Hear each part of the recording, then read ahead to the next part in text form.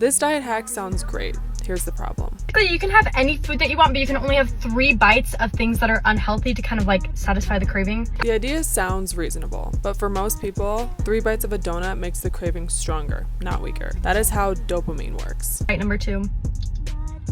This is really satisfying my craving, so maybe this works? In the moment, it feels like it is working, but restriction-based tricks do not address why the craving exists. That is a biology problem, not a portion problem. Right, number 3. Cheers.